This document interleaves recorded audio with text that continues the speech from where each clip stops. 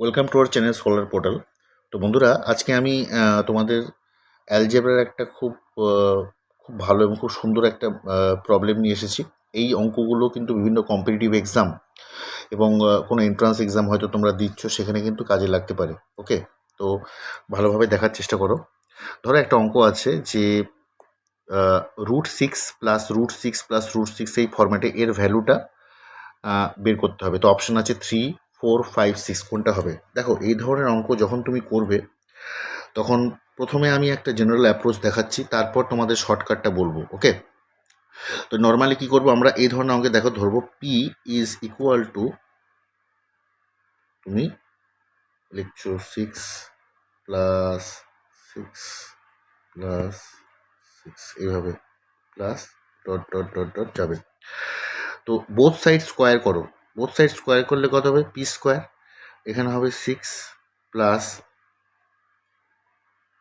একই রকমভাবে 6 প্লাস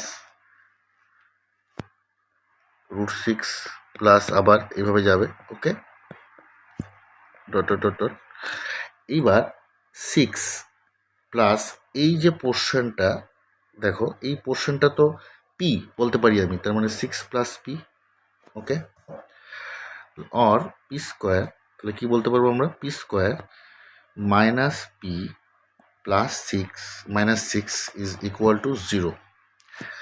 যদি এটাকে আমরা উৎপাদকে বিশ্লেষণ করি তাহলে কি হবে, P square minus 3p plus 2p minus 6 is equal to 0।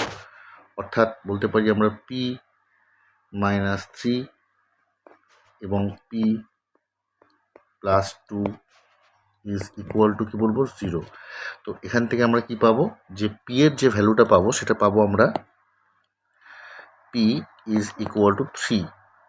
অর্থাৎ অপশন হয়ে যাবে উত্তর হয়ে যাবে কত, অপশন এ 3 হবে। ওকে, এইবার ধরো তোমাদের এই অঙ্কটা তো উত্তর 3 হয়েছিল। ওকে, এবার ধরো আমার অঙ্কটা এরকম আছে যে √12 প্লাস 12 প্লাস সরি, ধরো এরকম ছিল যে 12 প্লাস 12 প্লাস 12 এরকম ছিল। ওকে, তো এটার আমাদের উত্তর হয়ে যাবে কত, এটা আমাদের উত্তর হয়ে যাবে কিন্তু 4 হবে। এবার দেখো, এই যে দুটো অঙ্ক আমরা করলাম, এই দুটো অঙ্কের জেনারেল বা শর্টকাট ওয়েটা কি আছে।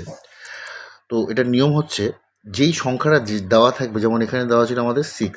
ওকে, এই 6কে আমরা কি করব, এমনভাবে দুটো ভাগে ভাগ করব, দুটো ভাগে স্প্লিট করব, যাতে আমাদের ডিফারেন্সটা কত আসে, এদের মধ্যে ডিফারেন্সটা হয়ে যাবে আমাদের, দেখো 1 হচ্ছে আমাদের ডিফারেন্স।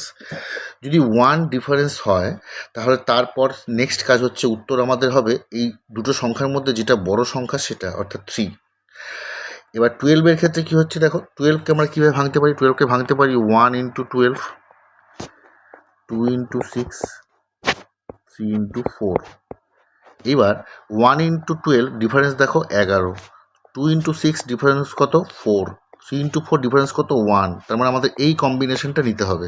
অর্থাৎ যে সংখ্যাটা দেওয়া থাকবে তাকে আমরা যে এমন দুটো ফ্যাক্টরে আমরা স্প্লিট করব, ঠিক আছে, যাতে আমাদের ডিফারেন্সটা 1 হয়। তারপরের স্টেপটা কি, উত্তর হবে যেটা বড় সংখ্যা সেটাই হবে উত্তর, অর্থাৎ 4 হবে।